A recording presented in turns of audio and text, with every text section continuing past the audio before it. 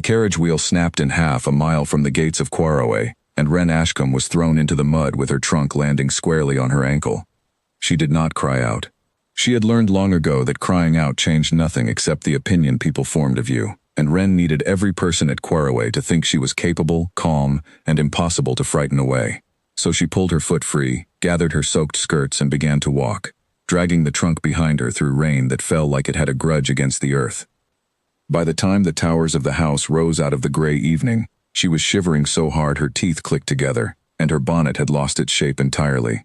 She looked, she was quite sure, like something that had crawled out of a ditch, which, in fairness, she nearly had. A man was standing near the stable block when she staggered into the courtyard, tall and broad-shouldered, dressed in a plain dark coat with no ornament at all, his sleeves pushed back despite the cold, his hands wrapped around the leg of a horse he seemed to be examining. He did not look up right away. "You there," Wren called out because her ankle throbbed and her patience had drowned somewhere on the road. "Is this Quarrowe? I was told a carriage would be sent for me from the village, and instead I was left to break an axle and walk the rest of the way myself." The man straightened slowly.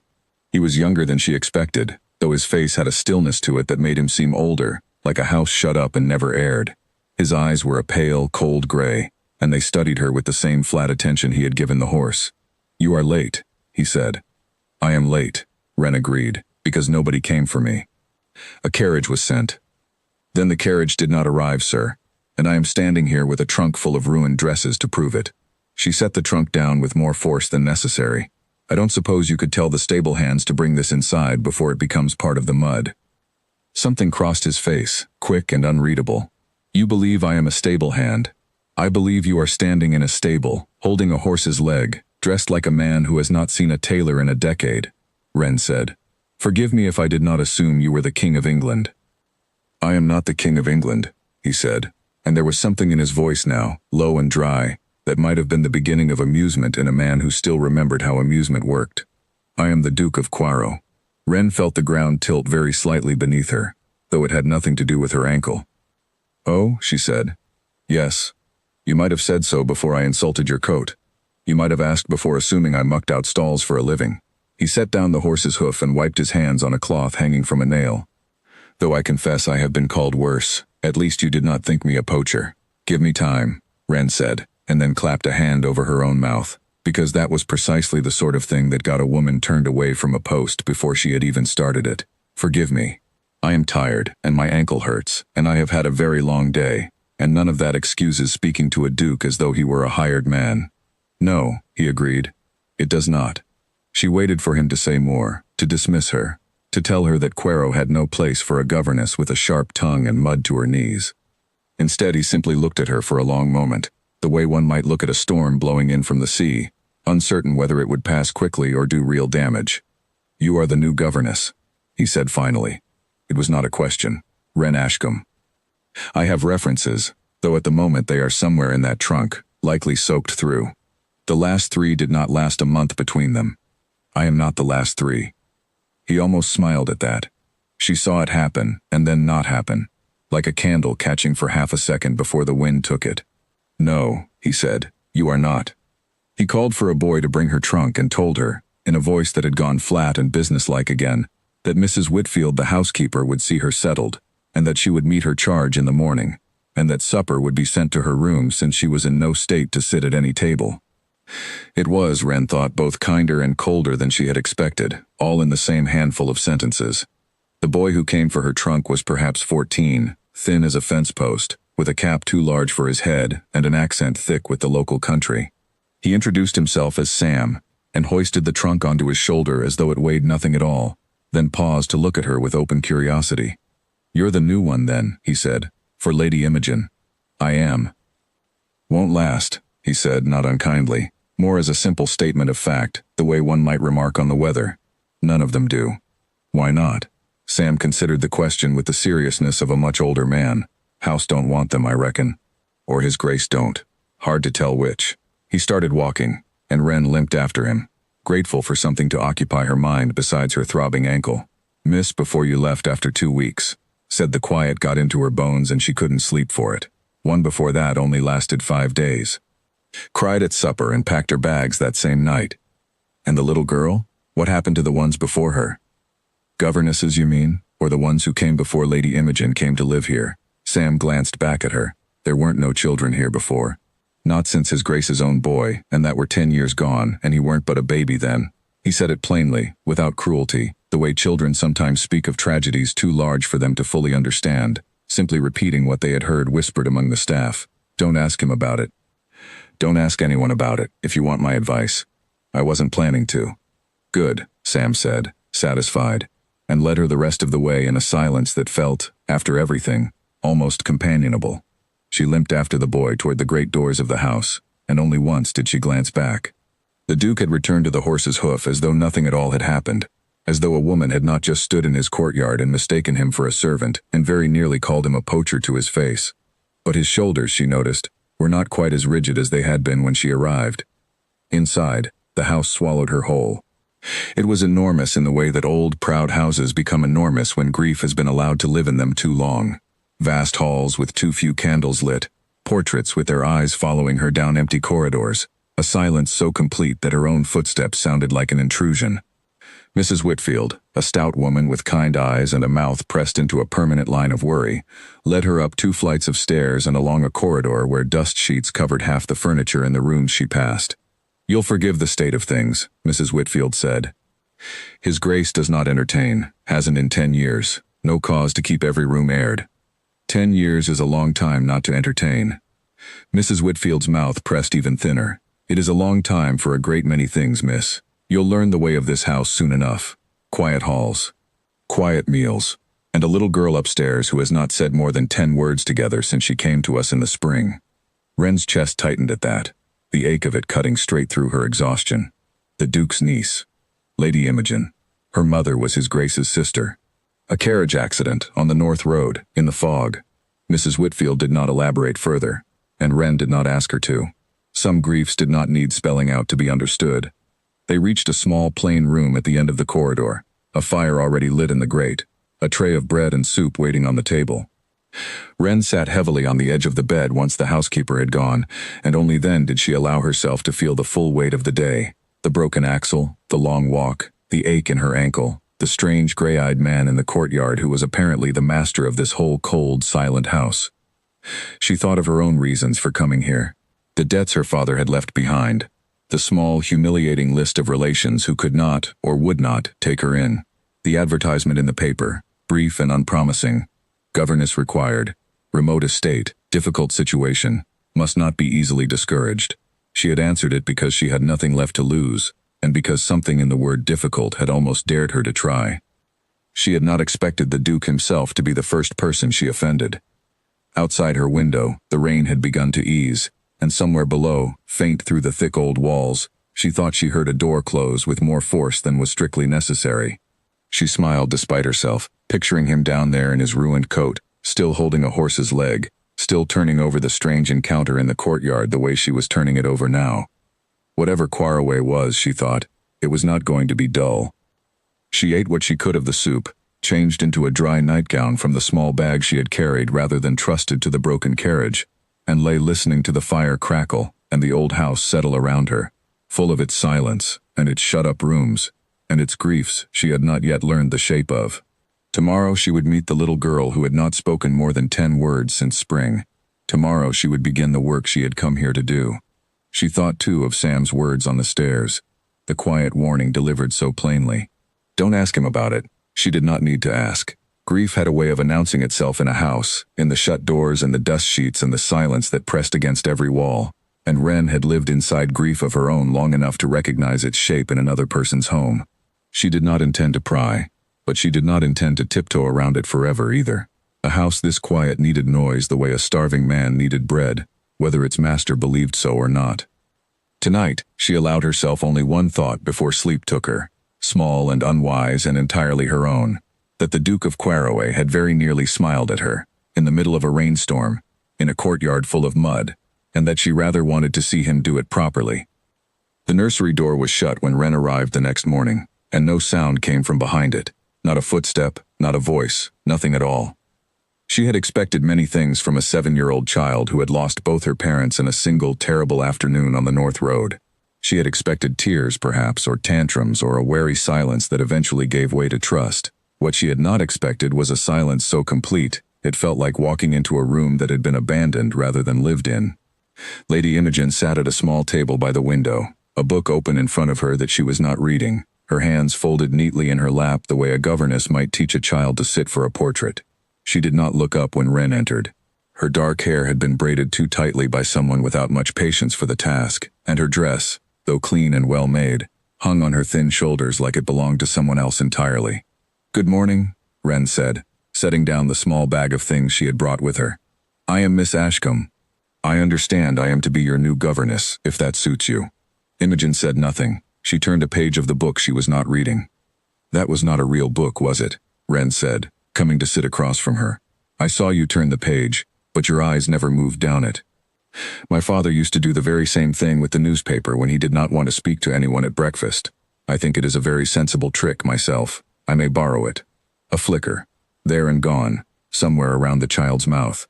Not quite a smile, but something. "The last governess made me recite my letters until my hand cramped," Imogen said finally, so quietly Wren nearly missed it.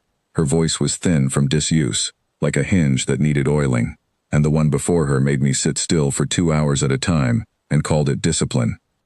"Well," Wren said, "I think sitting still for 2 hours is a punishment better suited to soldiers than to 7-year-old girls, and I intend to do nothing of the sort.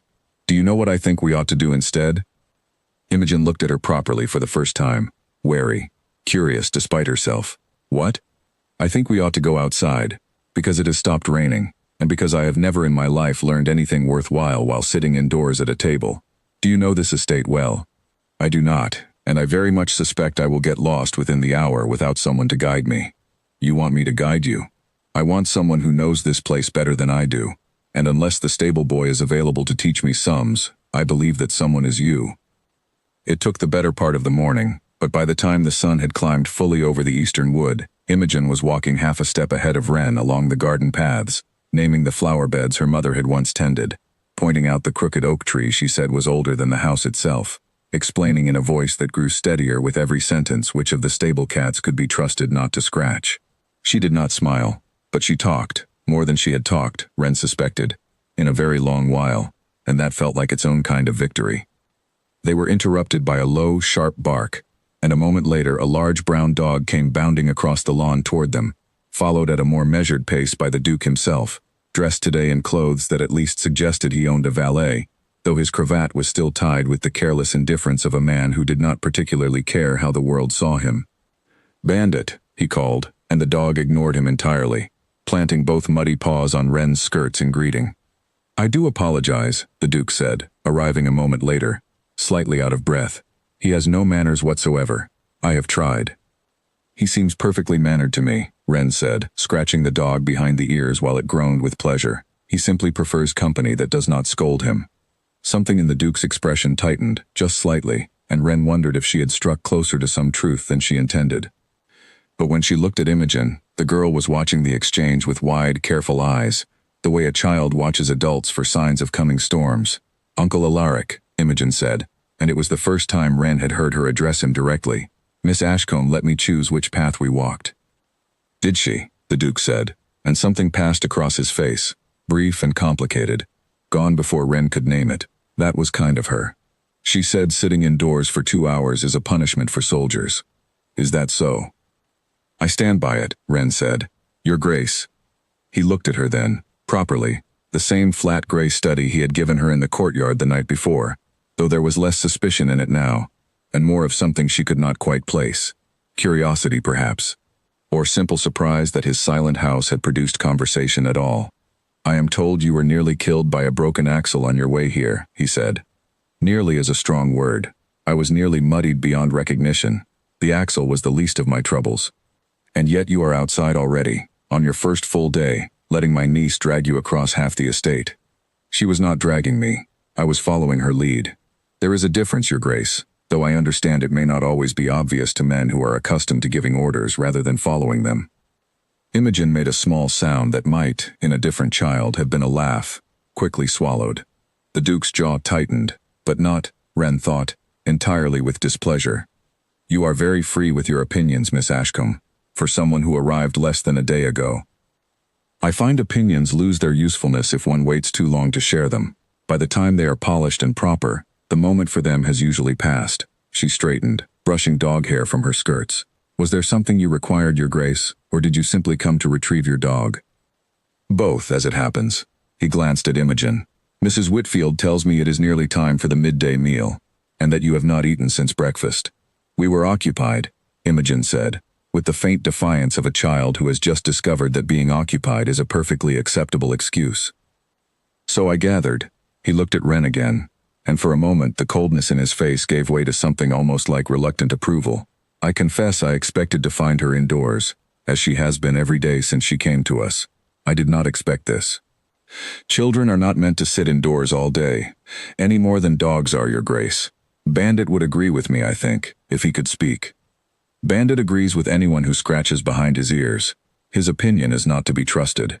But there was no real bite in it, and as he turned to walk back toward the house with Imogen skipping ahead of him toward the promise of lunch, Wren caught, just for a moment, the ghost of an expression on his face that she recognized from the courtyard the night before. Not quite a smile, but close enough that she allowed herself to hope. The afternoon passed more easily than Wren had dared to expect. She and Imogen sat in the schoolroom for an hour, not reciting letters but inventing stories about the crooked oak tree in the garden, giving it a name and a history and a family of squirrels who quarreled constantly over acorns. Imogen's voice grew stronger with every tale, and by the time the light began to fade, she was laughing outright, a small, rusty sound, as though laughter itself were a language she was only just remembering how to speak. Before that, though, there was the matter of supper, which Wren had assumed would be taken separately, as was the custom in most houses she had heard of, the governess and her charge dining apart from the family in some small and forgettable room. Instead, a maid arrived to say that His Grace had requested Lady Imogen and Miss Ashcombe join him in the smaller dining room, the one used, the maid explained under her breath, only on the rare evenings when the Duke did not wish to eat entirely alone.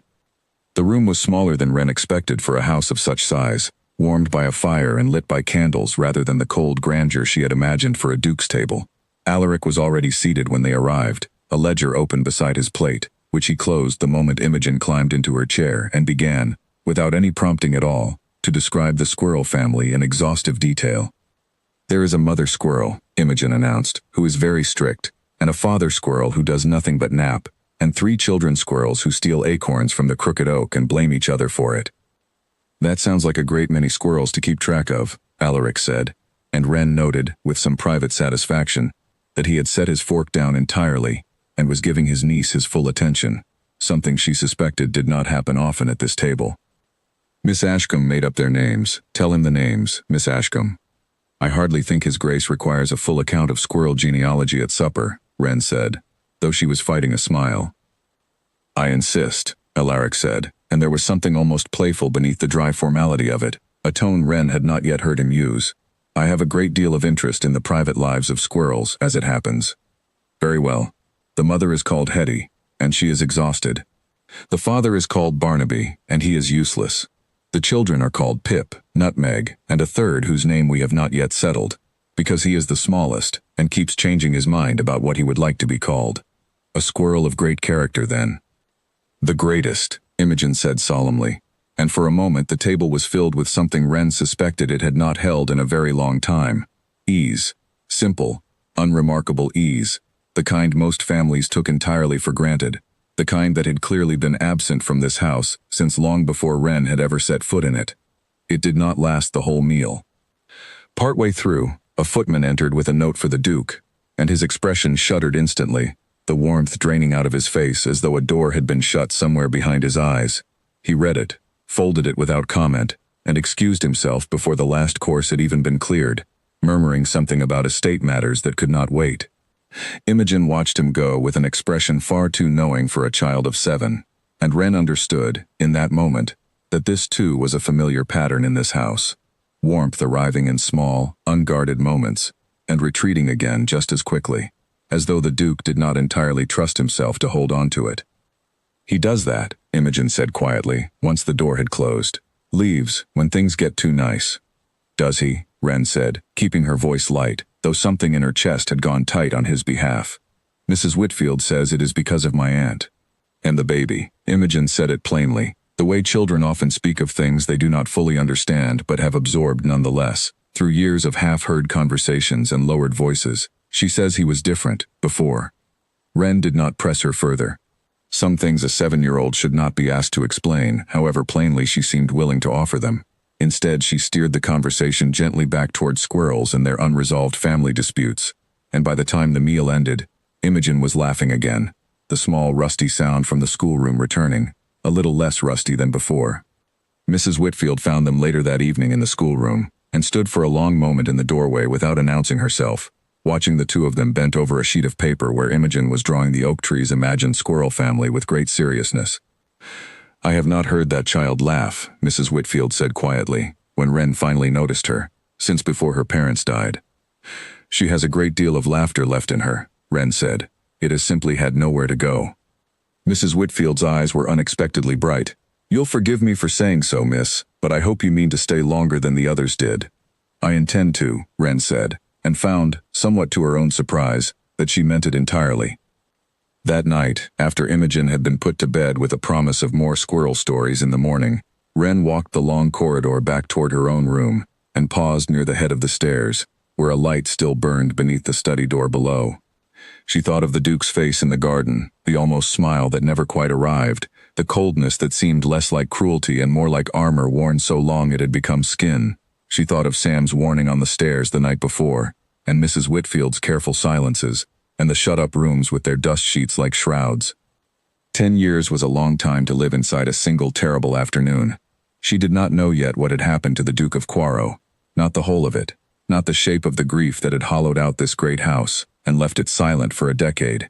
But she had heard, in the small gaps of what people did and did not say, enough to know that it was old and deep and had never once been allowed to heal. She did not go down to the study door. It was not her place, not yet, and she was wise enough to know the difference between courage and foolishness, even on her second day in a strange house.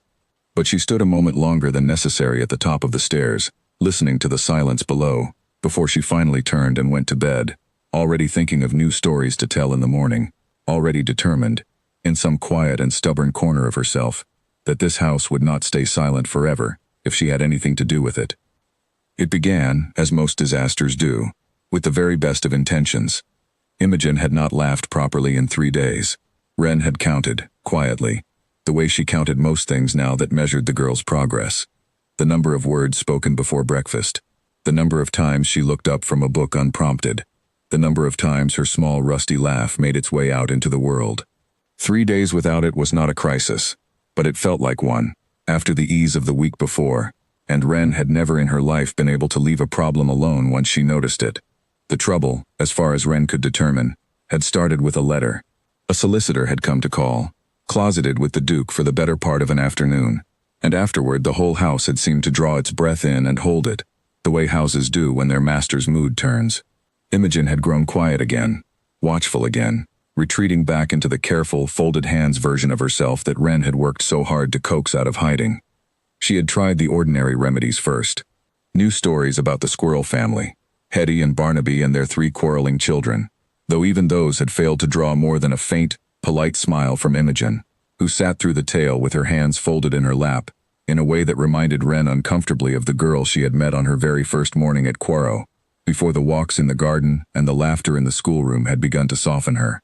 Ren tried drawing pictures. She tried a walk along the river path, where a family of ducks usually provided reliable entertainment, but even the ducks seemed subdued that day, paddling past without so much as a quack to offer. "What troubles you?" Ren asked gently, on the second evening, as she brushed out Imogen's hair before bed, a task the girl had slowly begun to allow her to do without flinching. "Nothing," Imogen said, in the too careful voice of a child repeating a lesson she had been taught. "You do not have to tell me. But I will say that I have found, in my own life, that nothing very rarely means nothing." Imogen was quiet for a long moment, watching her own reflection in the small looking-glass propped on the dressing table. "Uncle Alaric has been sad again," she said finally. "Since the man came with the letter, he does not eat properly. He does not come to supper. Grown-up troubles are sometimes very heavy," Ren said carefully, "and grown-ups do not always know how to set them down, even for an hour. Mama used to say that too." Imogen's voice caught, very slightly, on the word mama, and Ren set down the brush and simply held her for a moment, saying nothing at all, because some griefs did not require the right words so much as they required a steady pair of arms and enough patience to wait them out. It was after that conversation, more than anything else, that Ren resolved something needed to be done, not for herself, and not even entirely for Imogen, but for the whole quiet, grieving house that seemed to hold its breath every time a solicitor's letter arrived, as though 10 years of sorrow could be summoned back to full strength by a single piece of paper. Ren did not know yet what had happened all those years ago, not the whole of it, but she knew grief well enough herself to recognize when a household needed, quite desperately, something to laugh about before it forgot entirely how. "I want to make her laugh," Ren announced to the kitchen at large, the morning of the third day, "and I am open to suggestions." The cook, a broad, cheerful woman named Peggy, did not even look up from her bread dough. "There's a goose in the back paddock thinks it owns the place. Chases the boys something fierce. Lady Imogen laughed herself silly the one time she saw it corner poor Sam by the well." "A goose," Ren repeated. "A terrible goose," Peggy confirmed. "Answers to nothing and fears no one. Not even his grace. And he's tried." It was, Ren would later admit, not her finest plan. But it had the great advantage of being immediately actionable, and Ren had never been a woman who let a good idea sit untried for the sake of caution. By mid-morning she and Sam had lured the goose, a vast, indignant white creature with a temper wildly disproportionate to its size, into a covered basket meant for laundry, using a trail of grain and no small amount of patience. "You're mad," Sam informed her, not without admiration, as they carried the basket toward the house between them. "Properly mad. I prefer resourceful. Mrs. Whitfield's going to have your head. Mrs. Whitfield need not know until it is far too late to stop us."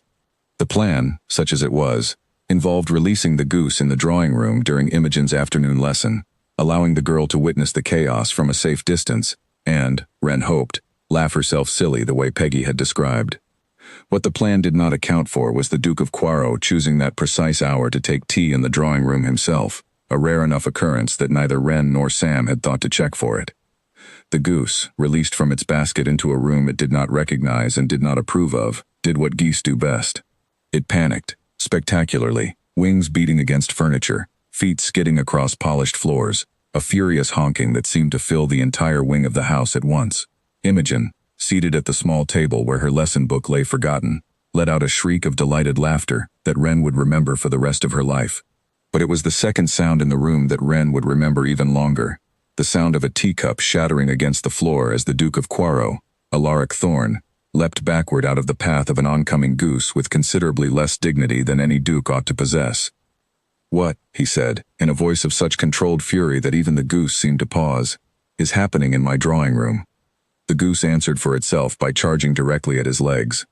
What followed was, by every account gathered afterward from the staff who witnessed it through the half-open door, a scene of pure chaos. The Duke, cornered between an overturned side table and a hissing goose, attempted first to reason with the creature, then to physically redirect it, and finally simply to escape it, vaulting over a low settee with a speed that suggested a man considerably less composed than the one who had greeted Ren so coolly in the courtyard 3 nights before. Imogen laughed so hard she slid entirely out of her chair. Sam, watching from the doorway, had to bite down on his own knuckles to keep from howling outright, and Ren, horrified and delighted in equal measure, stood frozen in the center of the room, unable to decide whether to help or simply watch history being made. It ended when Peggy arrived from the kitchen, took one look at the scene, and calmly scooped the goose up under one arm, as though it were nothing more troublesome than a loaf of bread, muttering about foolishness and broken china the entire way back out to the paddock. Silence fell over the drawing room like a dropped curtain. The Duke stood in the wreckage of an overturned table and a shattered teacup, his cravat askew, a smear of mud across one sleeve where he had collided with the settee, and stared at Ren with an expression she could not begin to read. "Miss Ashcombe," he said, "Your Grace. Would you care to explain?" Ren opened her mouth, closed it again, and decided that the only honest answer was also the least dignified one. Lady Imogen had not laughed in 3 days, and Peggy mentioned the goose has a talent for causing that particular reaction, and I did not fully consider that you might be taking tea in this room at this hour, and I am, for what it is worth, deeply sorry about your teacup." "My teacup," he repeated, "and the table. And possibly your dignity, though I understand that is more difficult to repair." Imogen, still catching her breath from laughing, looked between the two of them with wide, delighted eyes, clearly torn between fear of consequences and the simple, uncomplicated joy of having witnessed her uncle vault over a settee to escape an angry bird. For a long moment, the Duke said nothing at all. Wren braced herself for the dismissal she was fairly certain she had just earned, already composing in her mind the letter she would need to write home, explaining that her post at Quarrowe had lasted a grand total of 5 days. Instead, something in his face cracked, very slightly at the corners. "You released a goose," he said slowly, "in my drawing room." "I did. A goose that, I am reliably informed by my own staff, has bitten no fewer than 4 grooms and once treed the vicar."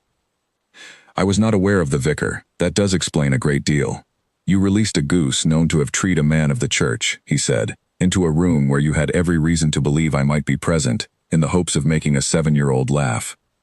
When you say it in that particular order, Your Grace, it sounds considerably worse than I intended."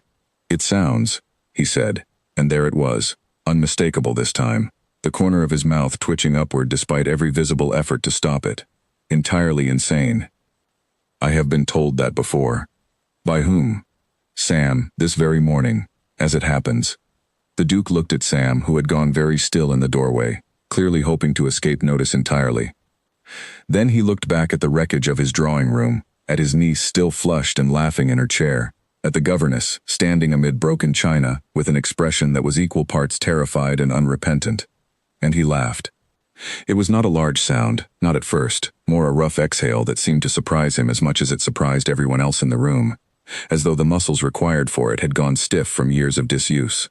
But it built, slowly, into something real, something that shook his shoulders and creased the corners of his eyes, and transformed his whole cold, careful face into something Wren had not yet seen it be. Imogen stared at him, open-mouthed, as though witnessing a miracle. Sam, in the doorway, looked as though he might faint from shock. It did not last long. The Duke seemed to catch himself mid-laugh, straightening abruptly, smoothing his ruined cravat with hands that were not quite steady, the familiar coldness sliding back over his features like a shutter closing. But for those few seconds, the room had held something it had not held in a very long time, and everyone in it knew it, even if no one dared to say so aloud.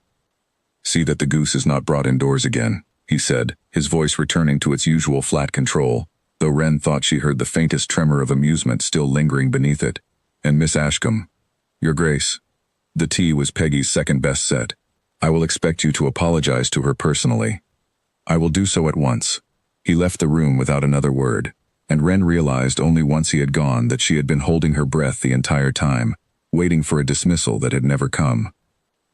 That night, long after Imogen had been put to bed still giggling over the memory of her uncle vaulting a settee, Peter the valet found the Duke in his study, not working, not reading, simply sitting by the fire with a glass of brandy he had not touched, staring into the flames with an expression Peter had not seen on his master's face in a very long time. "Your Grace?" Peter said carefully, from the doorway. The Duke did not answer at once, and then, to Peter's very great and lasting astonishment, he laughed again, quietly this time, alone, the memory of the goose and the shattered teacup and his own undignified escape over the settee replaying behind his eyes, with a clarity that made the whole absurd scene rise up fresh and inescapable. "A goose," he said, to no one in particular, shaking his head. "She released a goose in my drawing room. Shall I fetch anything, Your Grace?" "No," the Duke said, and there was something almost bewildered in his voice, as though he did not quite know what to do with the sound still echoing faintly in his own chest. "No, that will be all, Peter, thank you." Peter withdrew, and made his way down to the servants' hall, where he reported to an audience of wide-eyed listeners that His Grace, the Duke of Quarrowe, who had not smiled properly in 10 long years, had been sitting alone in his study laughing to himself over a goose. No one quite believed him, but every one of them, in their own private way, allowed themselves to hope it was true. Upstairs, unaware of the conversation taking place in the servants' hall, Wren sat by her own small fire long past the hour she ought to have been asleep, turning the day over in her mind the way she might turn over a coin to check both its faces. She had expected, when the teacup shattered and the Duke's voice had gone cold with fury, that her time at Quarrowe would end that very evening.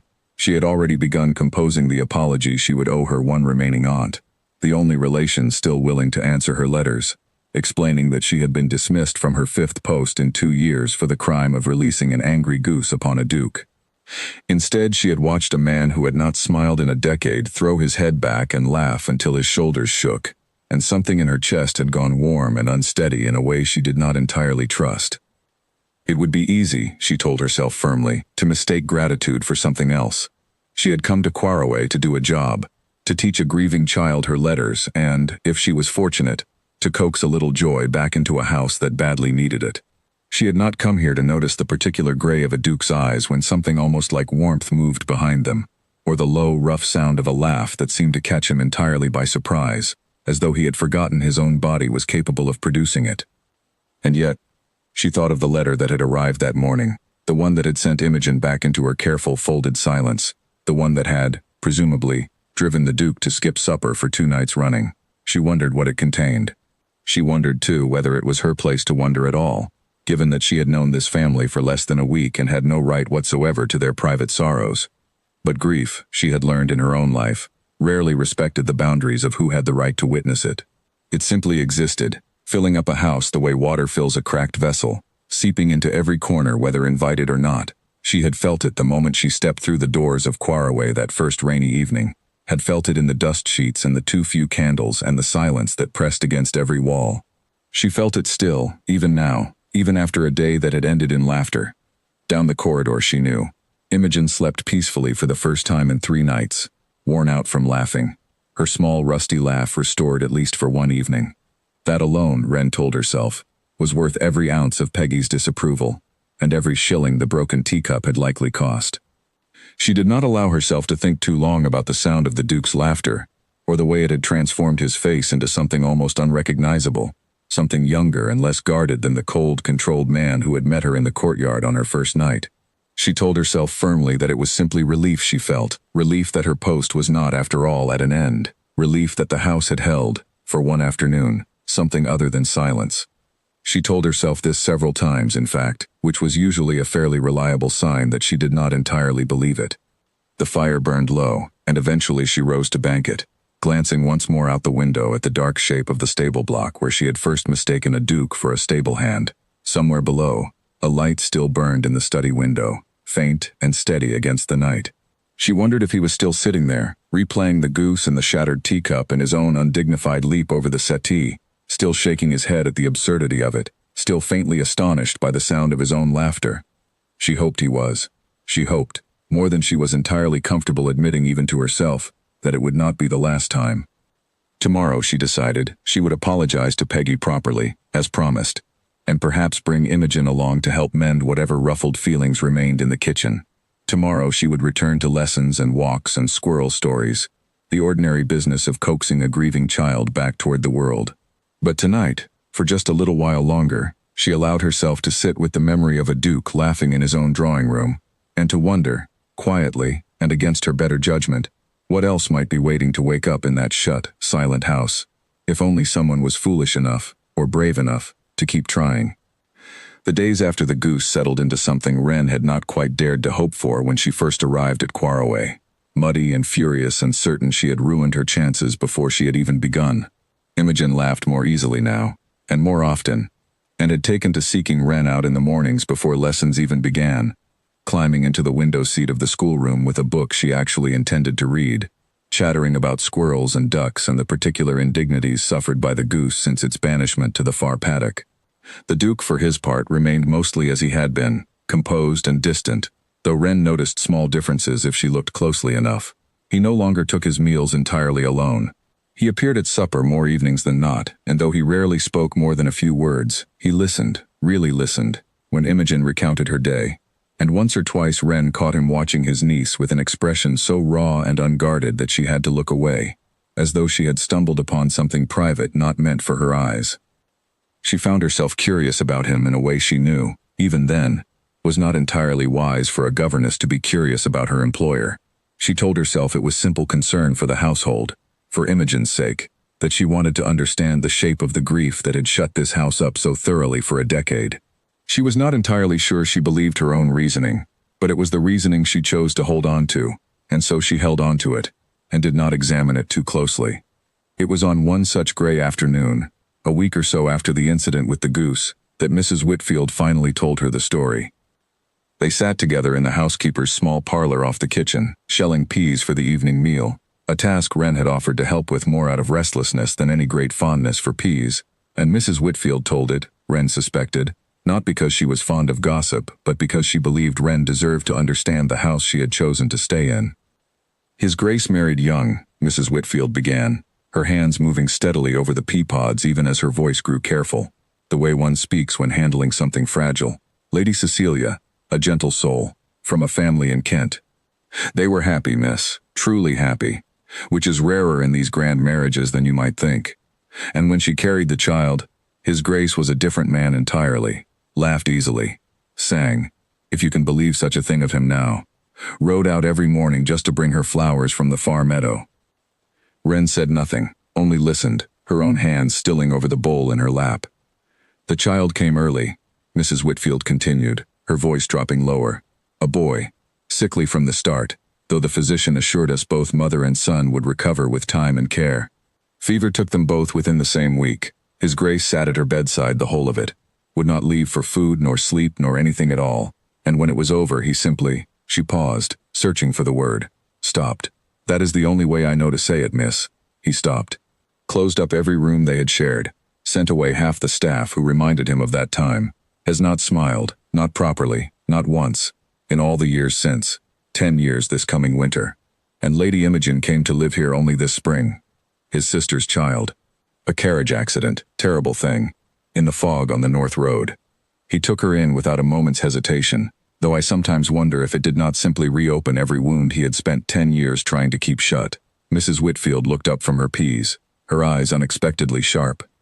I tell you this, miss, not to burden you, but so you understand what you are dealing with. He is not a cold man. He was never a cold man. He is a man who loved too well and lost too much, and built a wall around himself so that it could never happen again.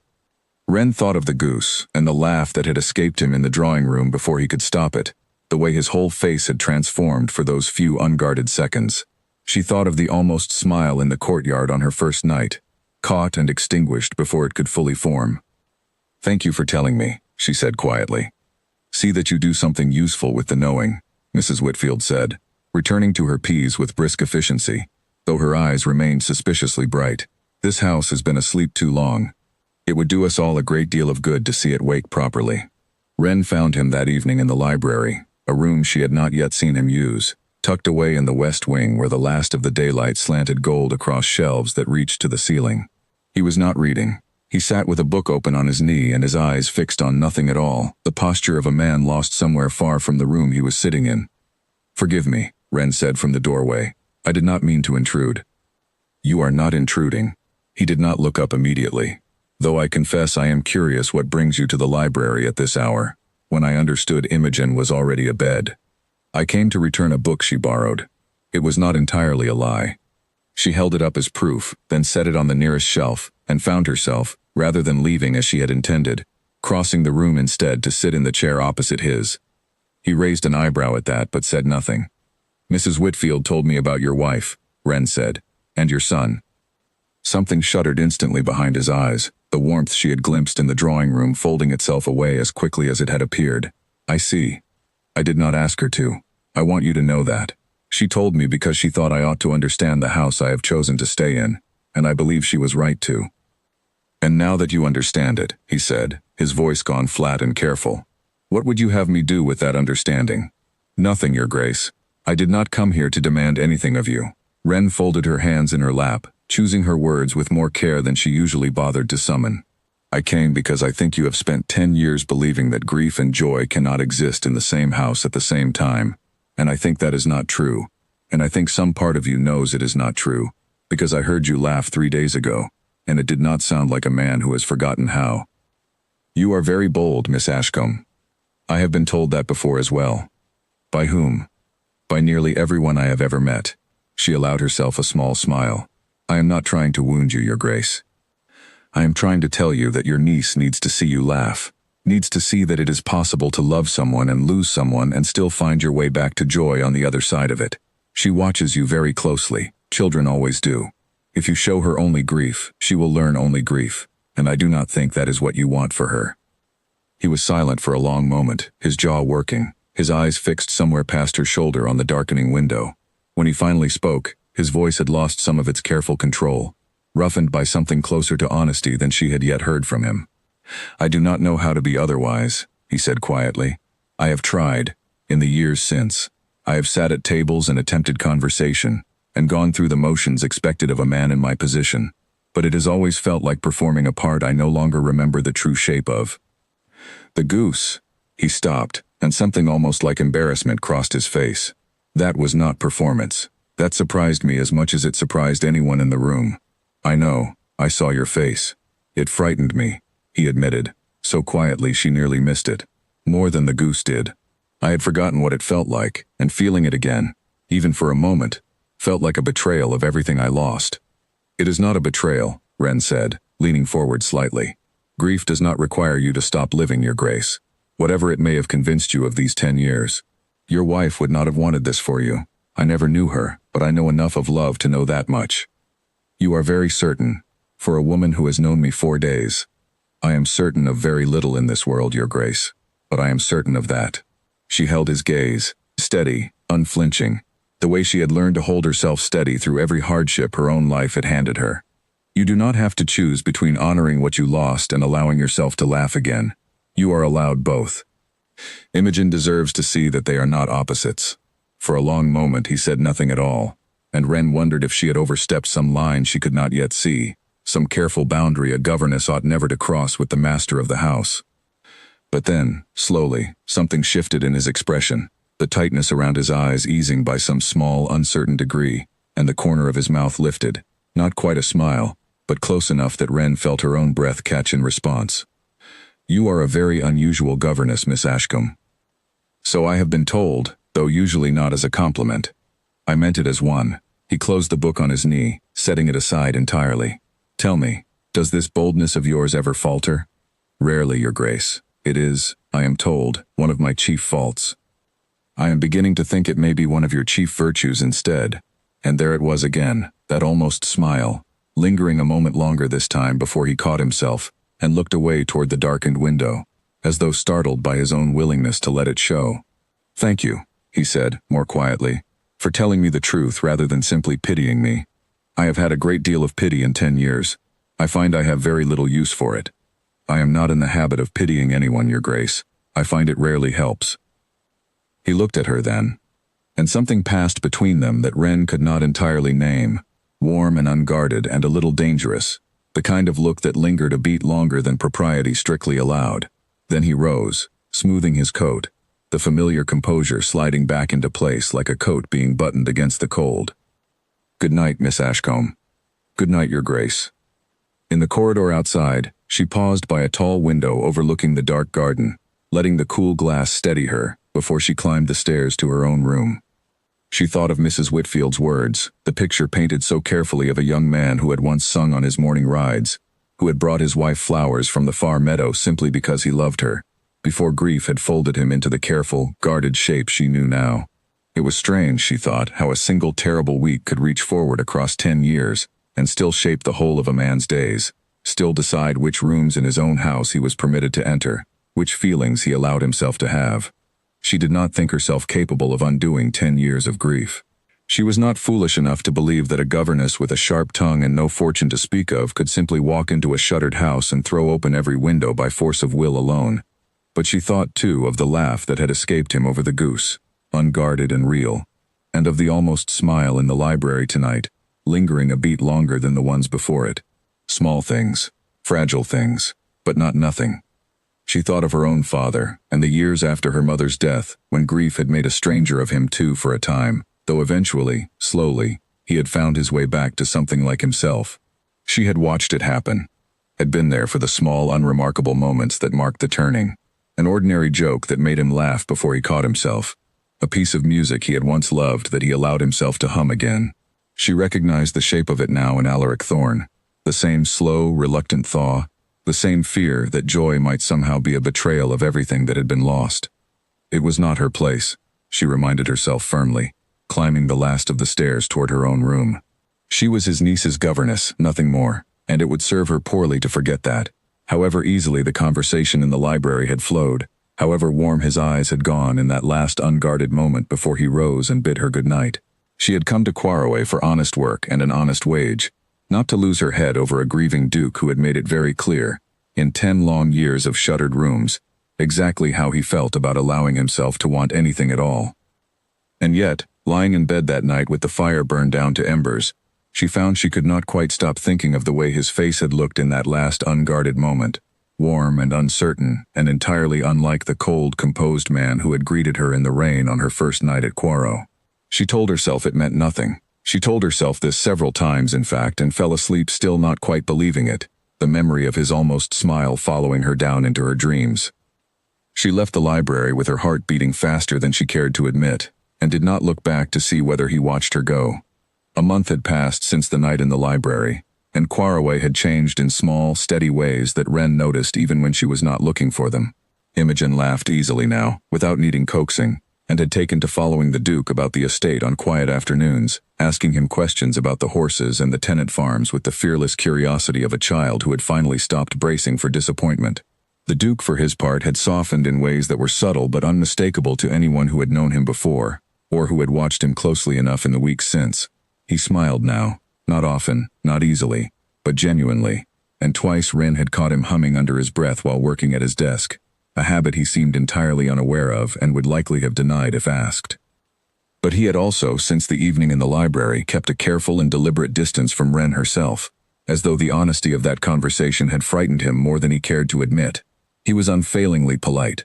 He inquired after her comfort, complimented her patience with Imogen, thanked her sincerely for the transformation she had brought to his household, but he no longer sought her out the way he once had, no longer lingered in doorways to hear the end of a story, no longer looked at her with that warm, unguarded curiosity she had glimpsed so briefly by the fire. It was, Wren thought, rather like watching a man carefully rebuild a wall he had allowed to crack, brick by careful brick, even as the rest of his house grew warmer around him.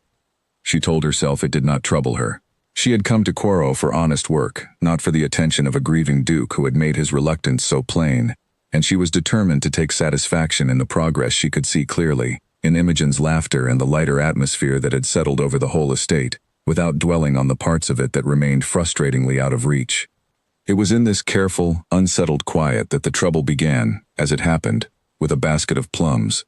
Edmund Quarrowe, the estate's widowed steward, had a habit of leaving small offerings at the schoolroom door whenever the orchard produced more than the kitchen could use, a courtesy Wren had assumed was meant for Imogen, who adored plums above nearly every other fruit. It was only when Peggy mentioned, with a knowing look Wren did not particularly appreciate, that Mr. Quarrowe had been asking after Miss Ashcombe's Sunday afternoons, that Wren understood the plums had perhaps never been intended for a 7-year-old at all. "He's a good man," Peggy said, kneading bread dough with brisk efficiency. "Lost his wife 2 years back to a fever, same as took half the village that winter. Keeps to himself mostly, but he's got a kind way about him, and he manages this whole estate near single-handed, which is more than can be said for some men with grander titles. I have spoken to him perhaps 4 times since I arrived," Wren said. "That's 3 more times than most young women get before a man starts leaving plums at their door, in my experience." Wren had laughed it off at the time, certain the whole matter would resolve itself into nothing, the way most such rumors did in houses with too little to occupy their gossip. She had not expected Mr. Quarrowe himself to appear at the edge of the garden one Sunday afternoon, hat in hand, looking considerably more nervous than a man who managed an entire estate ought to look, and ask, with careful formality, whether Miss Ashcombe might care to walk with him along the river path. She had agreed, mostly out of politeness and a genuine curiosity about the man who kept the estate running so quietly and competently behind the scenes. He was pleasant company, she discovered, soft-spoken and steady, with an easy laugh and none of the sharp edges she had grown accustomed to in the Duke's careful conversation. He spoke of his late wife with a gentle sadness that had long since settled into something more peaceful than grief, and asked Wren, with real interest, about her own life before Quarrowe, her family, her reasons for taking up such an isolated post. They were perhaps 20 minutes into their walk, well within sight of the house though far enough from it to feel private, when the Duke appeared at the garden's edge with a speed and a lack of ceremony entirely unlike his usual composed manner. "Miss Ashcombe," he called out, before he had even fully closed the distance between them. "Imogen is asking for you." Wren blinked at him. "Is she unwell?" "She is." He stopped, visibly searching for a reason, and Wren watched, with growing and unwilling fascination, as the Duke of Quarrowe, a man she had never once seen flustered, fumbled visibly for an excuse that did not exist. She has had a small disagreement with the housekeeper regarding her supper. She asked for you specifically. Imogen and Mrs. Whitfield adore one another. I cannot imagine what disagreement would require my presence, rather than simply eating whatever is placed in front of her. Nevertheless, the Duke said, with the particular tightness of a man who knows he has been caught in something and is determined not to admit it, she is asking. Mr. Quarrowe, to his credit, took the interruption with more grace than the moment strictly deserved, bowing politely and excusing himself to see to some matter of fencing that had, until 30 seconds ago, apparently not required his urgent attention. Wren watched him go, then turned back to the Duke with an expression that made his jaw tighten in visible anticipation of what was coming. That was remarkably poorly done, Your Grace. I do not know what you mean.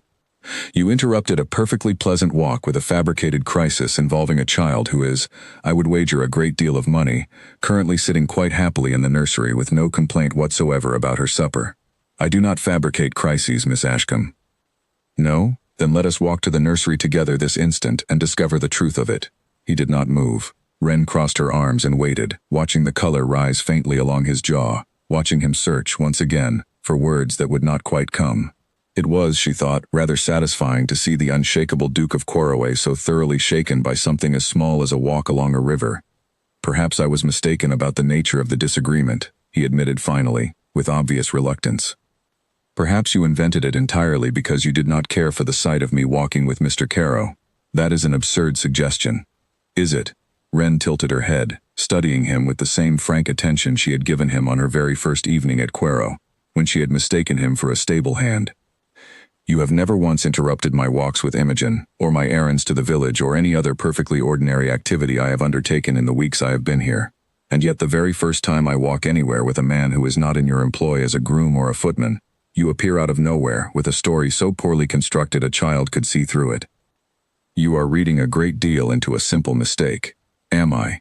She took a step closer, close enough to see the muscle working in his jaw, close enough that whatever composure he was clinging to seemed to fray a little further, because it looked to me, Your Grace, remarkably like jealousy, which would be an extraordinary thing for a man to feel about his niece's governess, unless that man had some reason to care rather more than he is willing to admit. You go too far, Miss Ashcombe. Perhaps I do, but you have not denied it. The silence between them stretched taut as a drawn bowstring. He looked away first, out over the garden toward the river path where Mr. Quarrowe's retreating figure had long since disappeared, and when he spoke again, his voice had lost its earlier sharpness, gone rough and low instead, the voice of a man admitting something against his own better judgment. I do not know what I felt, watching you walk with him, he said. I have not allowed myself to feel very much of anything, for 10 years, and I confess, I do not entirely recognize what rose up in me when I saw you laughing at something he said. I told myself it was concern for Imogen's routine. I knew, even as I told myself that it was a lie. Wren's breath caught, despite herself. Alaric. It was the first time she had used his given name, and the word seemed to land somewhere between them, with a weight neither of them had quite anticipated. He looked at her then, properly, the careful distance he had maintained since her very first night at Quarrowe crumbling by visible degrees, and for a moment Wren thought he might close the space between them entirely. I should not have interrupted your walk, he said instead, though his voice suggested the words cost him something. It was not my place. You are free to walk with whomever you choose, and to feel whatever you choose to feel for them, and I have no right whatsoever to interfere with that. You could simply tell me what you are afraid of, instead of inventing crises involving your niece's supper. Something in his expression cracked open at that, raw and unguarded in a way she had only glimpsed before. In the library, in the drawing room after the goose. I am afraid, he said slowly, that if I allow myself to want something again, I will lose it, the way I lost everything before. I am afraid that loving anyone, in any capacity, is simply an invitation for grief to return and finish what it started 10 years ago. That is not how love works, Your Grace. Is it not? No. Wren stepped closer still, close enough now that she could see the flecks of darker gray in his eyes, close enough that her own heart had begun to hammer against her ribs in a way that had nothing to do with the cool afternoon air. Love is not a debt that grief collects on eventually. It is not a punishment waiting to happen. You lost your wife and your son to fever, not to the simple fact of having loved them. Refusing to love again does not protect you from loss. It only guarantees you a different kind of loss, the kind that happens slowly, over years, while you are still alive to feel it. His hand rose, slowly, as though against his own will, and brushed a strand of hair back from her face with a gentleness that undid her far more thoroughly than any declaration could have. You make it sound very simple. It is not simple at all. I never said it was simple. I said it was true. For one long, suspended moment, neither of them moved, the space between them charged with something neither had given voice to yet, his hand still resting against her cheek, her own breath caught somewhere in her throat. She saw him lean, fractionally, the distance between them narrowing to almost nothing, and felt her own body lean toward him in answer, drawn by something she had been trying, not very successfully, to deny for weeks. And then, abruptly, he pulled back. "Forgive me," he said, his voice rough, stepping away with the visible effort of a man forcing himself against his own instincts. "That was not, I should not have. Alaric." "I cannot," he said, and there was real anguish in it now. 10 years of careful walls trembling but not yet fallen. "I cannot risk it again. I am sorry, Miss Ashcombe. I have overstepped, and I ask you to forgive me, and I ask you to forget that this happened at all." He turned and walked back toward the house before she could find any words at all to answer him, his shoulders once again drawn into that familiar, rigid line, the armor sliding back into place as thoroughly as if the last quarter hour had never occurred. Wren stood alone in the garden for a long while after he had gone, her cheek still faintly warm where his hand had rested, her heart aching in a way she had not expected and did not entirely welcome. She thought of Mrs. Whitfield's story, the man who had once sung on his morning rides, the 10 years of shuttered rooms and careful silence. She had known, coming into this, that his walls were high. She had not fully understood, until this moment, just how deep the foundations of them ran. She did not cry. She had learned long ago that crying changed nothing except how others perceived you, and there was no one here to perceive her at all, only the garden and the fading afternoon light and the quiet ache of wanting something she was no longer certain she was permitted to have. But she did not give up hope entirely either. She had seen him laugh over a goose. She had heard him admit, out loud, that he was afraid, which was a great deal more honesty than a man who had spent 10 years behind his walls typically allowed himself. Fear was not the same as certainty, and Wren Ashcombe had never yet met a wall she was entirely willing to leave standing, if she believed there was something worth reaching on the other side of it.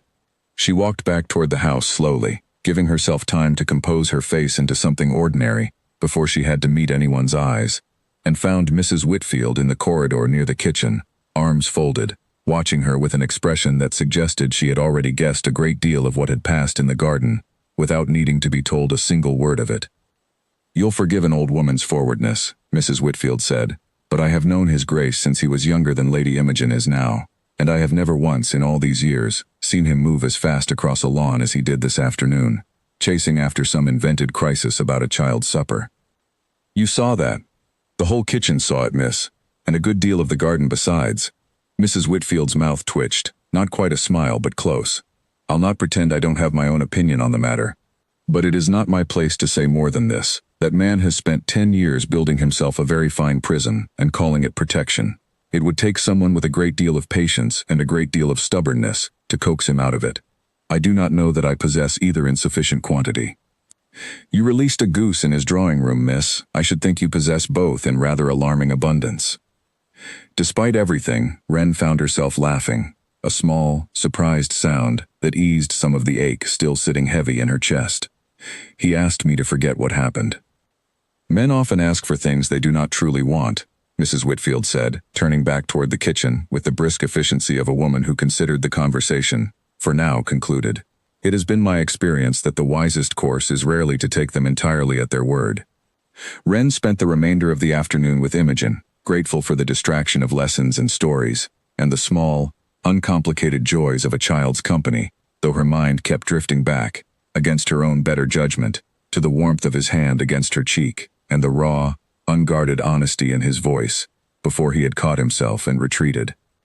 She did not see him again that evening. He did not come to supper, and when she inquired, carefully, of a passing footman, she was told only that his grace had asked not to be disturbed. She understood, in a distant, aching sort of way, exactly what that meant. He was rebuilding his walls again, brick by careful brick, frightened by how close he had come to letting them fall entirely.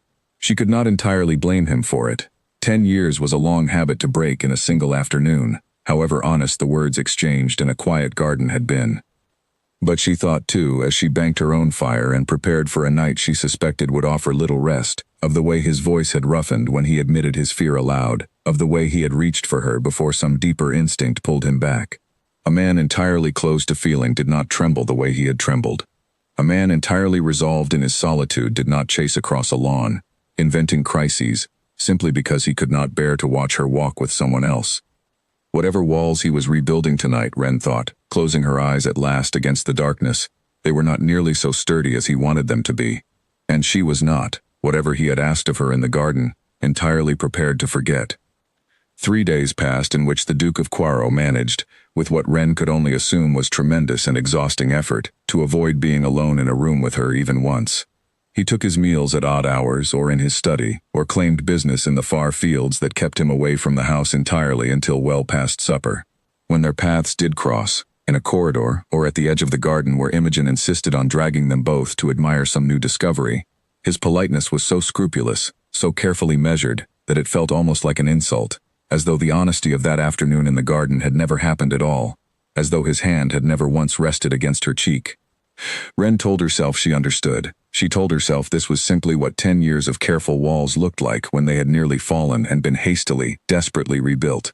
But understanding did not make the ache of it any smaller, and by the 3rd day she had begun, in the privacy of her own thoughts, to consider whether it might be time to write to her aunt after all, to admit that whatever she had hoped to find at Quarrowe beyond honest work had perhaps been foolish to hope for in the first place. It was Imogen in the end who broke through what neither of the adults in her life had managed to break through themselves. "You are sad," she announced one afternoon, without preamble, looking up from the drawing she was working on at the schoolroom table, a fresh addition to the ongoing saga of Hetty and Barnaby and their 3 quarreling children. "I am not sad," Wren said, though the denial came out less convincing than she intended. "You are. You have not laughed properly in 3 days, and you keep looking at the door like you are waiting for someone." Imogen set down her pencil with the particular seriousness of a child delivering news she considers very important. "Uncle Alaric is sad too. He thinks I do not notice, but I do. He has been sad exactly the way he used to be sad, before you came." Wren's chest tightened. "Imogen." "I do not want him to be sad again," Imogen said, and her small chin trembled, just slightly, with an emotion far older than her 7 years. "I like it better when he laughs. I like it better when you are here, and he smiles at you, even when he thinks I am not looking. Why has it stopped?"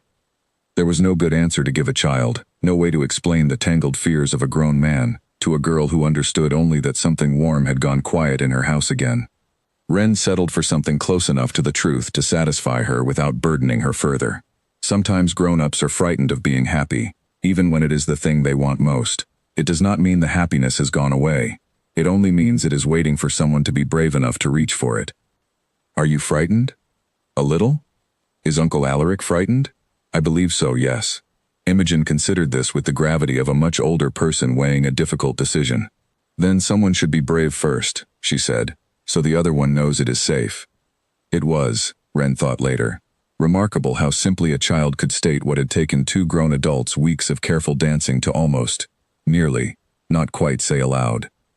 She found her answer, in the end, not through any great act of courage on her own part, but through circumstance, the way most turning points in a life arrive uninvited and demand to be met regardless of whether one feels ready. A letter came for her 2 days later, from her aunt in the South, offering news of a respectable match, a widowed gentleman of modest but sufficient means who had expressed interest in Wren despite her lack of fortune, and who was prepared to wait a reasonable time for her answer if she wished to consider it. She had not told anyone at Quarrowe of the letter, had folded it away in her small writing desk and gone about her ordinary business, uncertain herself what she felt about it beyond a vague, unhappy weight settled somewhere beneath her ribs. But children, she had learned, saw a great deal more than adults gave them credit for, and Imogen found the letter that same evening while searching for a ribbon she had left in Wren's room, and, with the guilelessness particular to 7-year-olds, mentioned it to her uncle the very next morning at breakfast. "Miss Ashcombe has a letter about marrying someone," Imogen announced, buttering her toast with great concentration, entirely unaware of the effect her words had on the man across the table. "A widower. Aunt wants her to consider it." Alaric's cup stilled halfway to his mouth. "Does she? She has not said anything about it to me." I only saw the letter by accident. Imogen glanced up, and something in her uncle's expression seemed to catch her attention, because she added, with the particular bluntness of a child who has not yet learned to soften difficult truths, "You look the way you looked when you thought she might leave after the goose." He set his cup down very carefully. "Finish your breakfast, Imogen." But he did not finish his own, and within the hour, word had reached Wren, through the anxious relay of Mrs. Whitfield, that the Duke had ordered his horse saddled and ridden out toward the village without explanation, in weather that was, by any sensible standard, entirely unsuitable for a ride.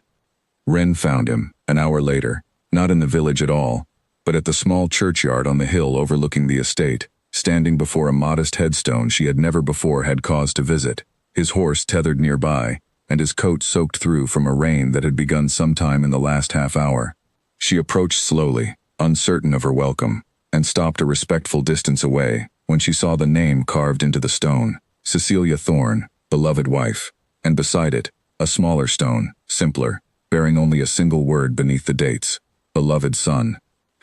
"I have not come here in over a year," he said, without turning, his voice rough with rain and something rawer beneath it.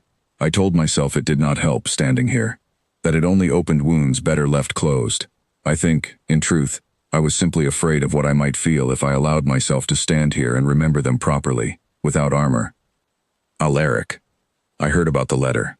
He turned then, and his face was open in a way she had never seen it, stripped of every careful defense he had spent 10 years constructing.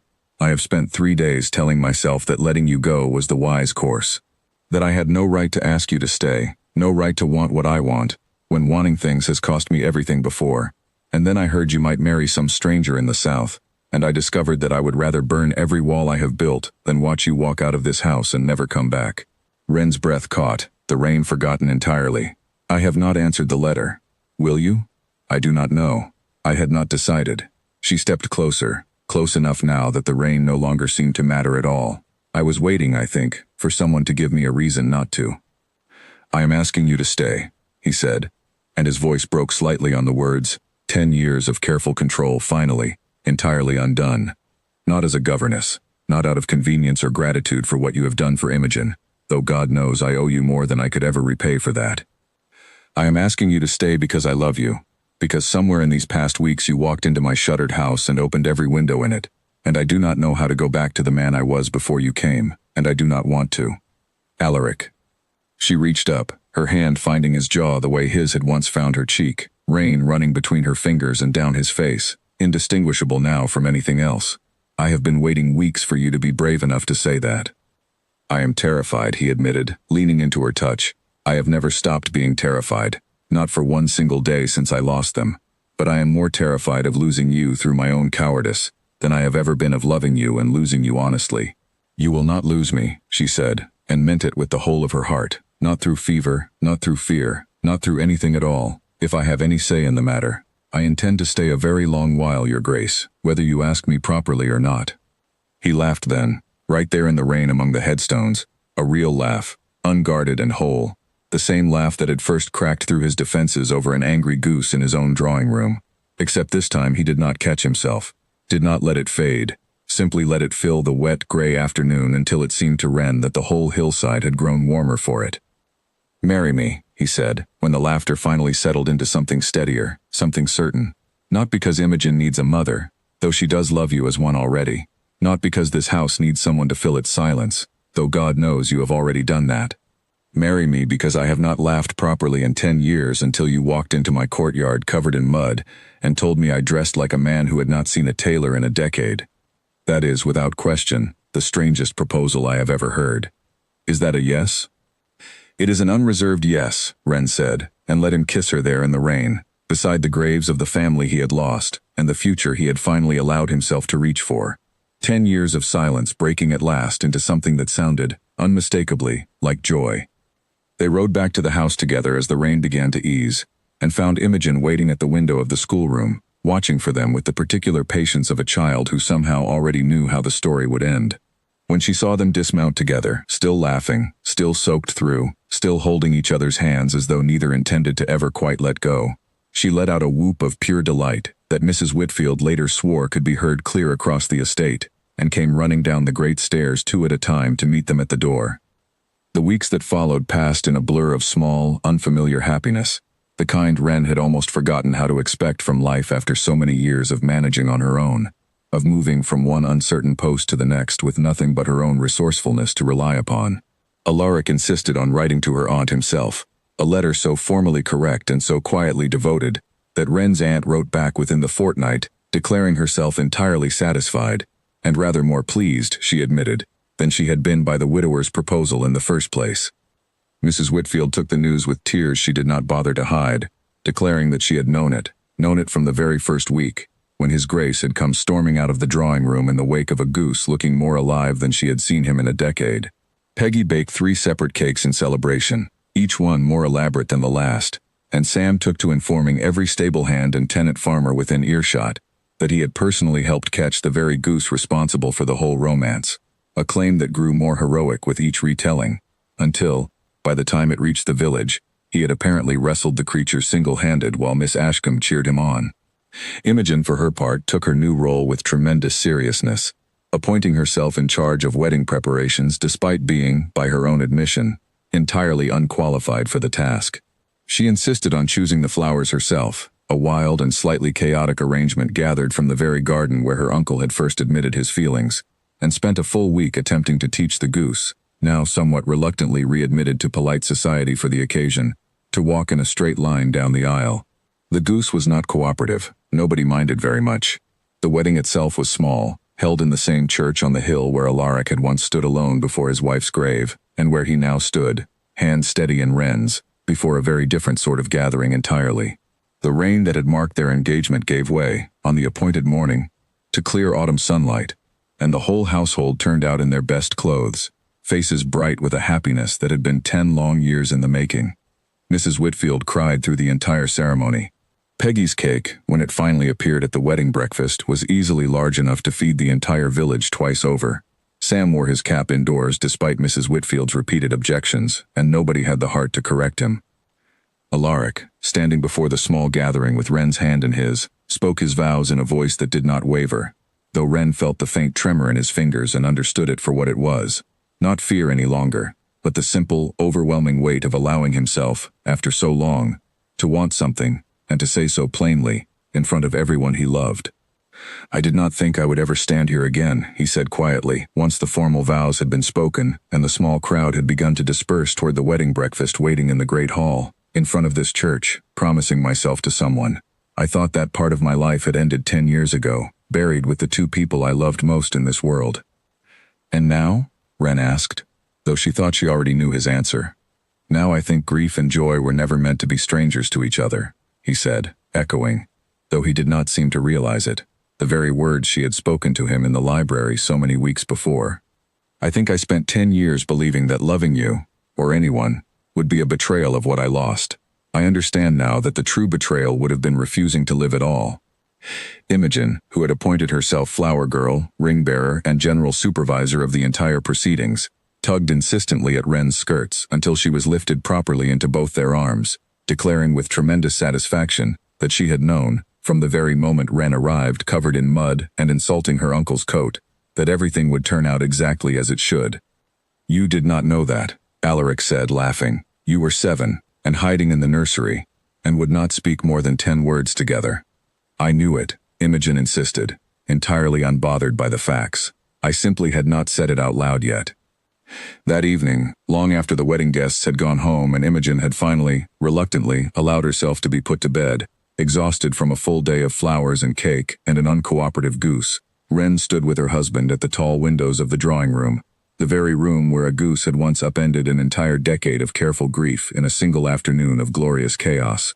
The candles were lit, all of them, every room in the house bright and warm in a way it had not been in 10 long years, and somewhere below, faintly, she could hear Peggy and the rest of the staff still laughing over the last of the wedding cake in the kitchen. "Regrets, Your Grace?" Wren asked, leaning against him, watching the last light fade over the garden where it had all begun. "Only one," he said, pressing a kiss to the top of her head, "that I did not open this house to you sooner, that I spent so many years believing silence was safer than joy. You have the rest of your life to make up for it."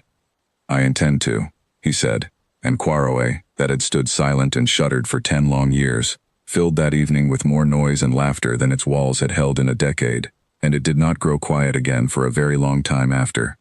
6 months into their marriage, a letter arrived that threatened to undo every careful piece Quarrowe had built. It came from a solicitor in London, formal and cold in its language, informing the Duke that a cousin of his late sister's husband, a man named Edwin Farrow whom none of the household had ever met nor heard mentioned, intended to petition the courts for guardianship of Lady Imogen, citing distant blood ties on her father's side, and questioning whether a household so recently disrupted by remarriage was a fit and stable place for a young girl to be raised. Alaric read the letter twice at the breakfast table, his face draining of color in a way Wren had not seen since the day she first told him she had heard the truth of his grief from Mrs. Whitfield. "He has no real claim," Alaric said, though his voice lacked its usual certainty. "Imogen's mother named me her guardian, explicitly, in writing, before she died. This Farrow is nothing to her, a cousin twice removed, who has never once written to ask after her welfare in the whole time she has lived here." "Then why does the letter concern you so deeply?"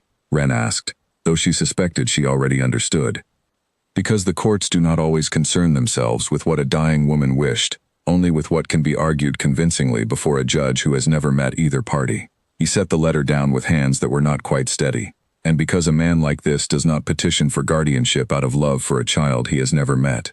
He petitions because Imogen will inherit a considerable fortune from her mother's estate when she comes of age, and a guardian controls that fortune until she does." The days that followed were unlike any Wren had known at Quarrowe since her earliest uncertain weeks there. Alaric rode to London twice to consult solicitors of his own, returning each time more drawn and quiet than before, though he was careful, so careful, not to let his worry show in front of Imogen, who had grown too perceptive in the past year to be easily fooled by forced cheerfulness at the supper table.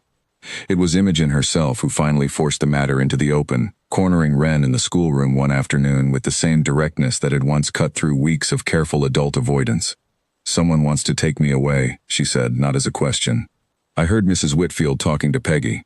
They stopped when they saw me, but I heard enough." Wren considered, for a brief moment, offering some gentle deflection, some careful half-truth, meant to spare a child the weight of an uncertain future. She decided, in the end, that Imogen had earned better than that a girl who had already survived so much sorrow deserved honesty over false comfort.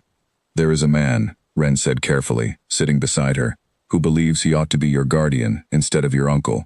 He is not someone you know, and he has never asked after you, and your uncle and I intend to fight this with everything we have.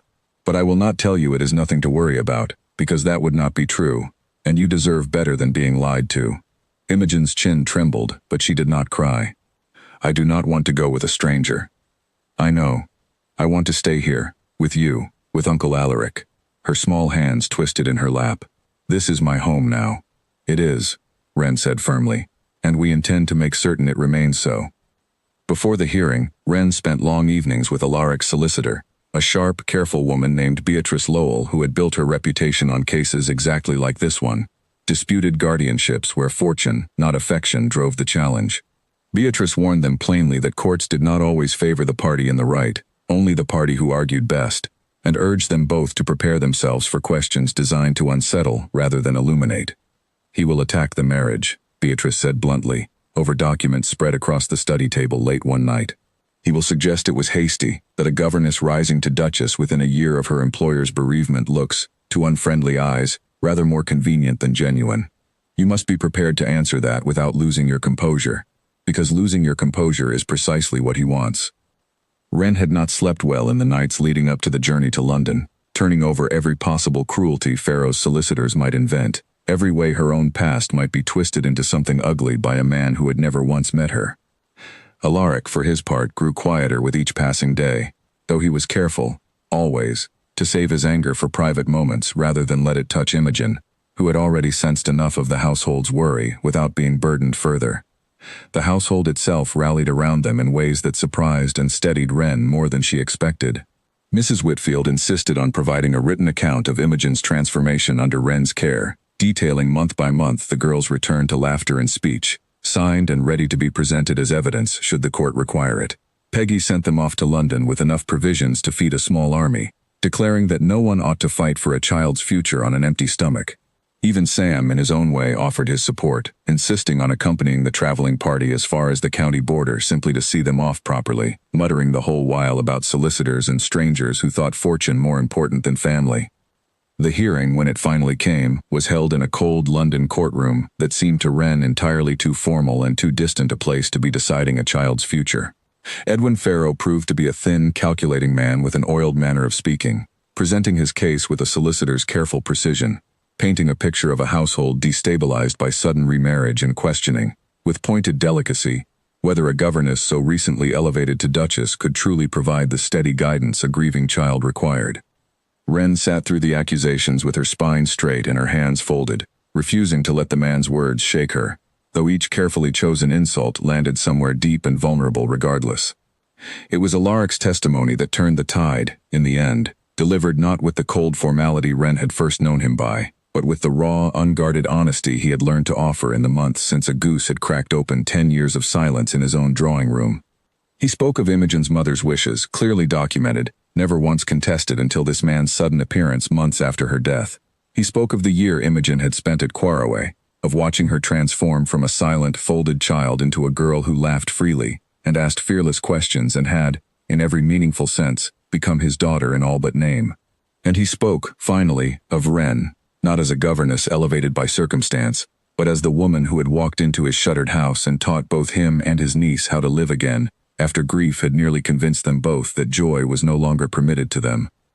"Mr. Farrow speaks of stability," Alaric said, his voice steady and clear across the cold courtroom, as though stability were measured only in unchanged circumstances.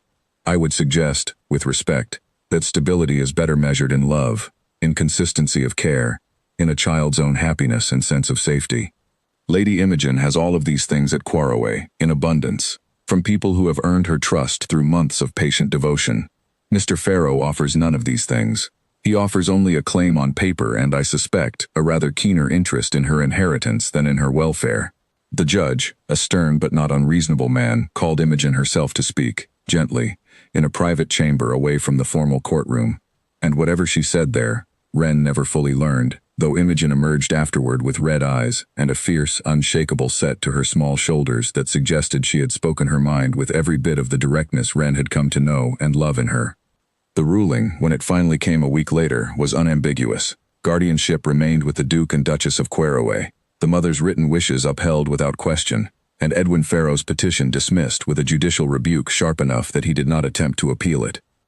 They returned to Quarrowe on a bright autumn afternoon, and Imogen ran the last stretch of the drive ahead of the carriage entirely, arms outstretched, laughing the way she had first learned to laugh again in the garden so many months before, as though she needed to feel the whole of the estate beneath her feet again, to fully believe it was still hers.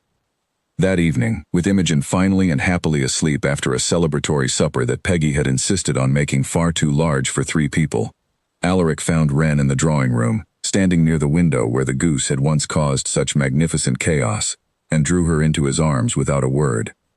"I was afraid," he admitted quietly, "that everything we built might be taken from us by a stranger, with a solicitor and a claim on paper." "It was not taken," Wren said, leaning into him. "It never could have been. Some things, once truly built, are not so easily unmade." "You sound very certain."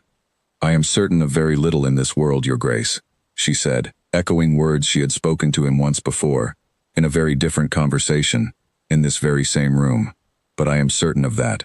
He laughed, the sound as easy and unguarded now as it had once been rare and startling, and Quarrowe, its walls warm with candlelight and the quiet, hard-won peace of a family that had fought for and kept each other, settled into the kind of ordinary, unremarkable happiness that neither of them had ever quite dared to hope for, and that both of them now intended to hold on to for the whole of their lives. Upstairs, unaware that her future had ever hung so precariously in the balance of a stranger's ambition, Imogen slept soundly, dreaming perhaps of squirrels and geese and a house that had somehow, against every quiet fear that once lived within its walls, become entirely and unshakably hers.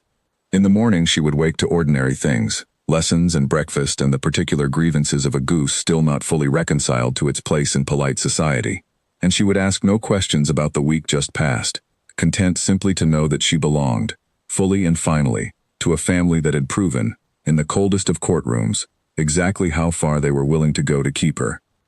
Ren stood a long while longer at the window after Alaric had gone up to check on her, watching the moon rise over the garden where a duke had once knelt in the rain and finally allowed himself to want something again. She thought of the frightened, mud-soaked woman who had arrived at these gates over a year ago, certain of nothing except her own stubbornness and her refusal to be easily discouraged. She had not known then what she was walking into, had not guessed that a broken axle and an insulted duke would lead her here, to this window, this house, this family she had somehow, improbably, made entirely her own. She did not need to guess anymore. She knew exactly what she had, and exactly what it had cost to keep it, and she intended, for the whole of her life, to never once take it for granted.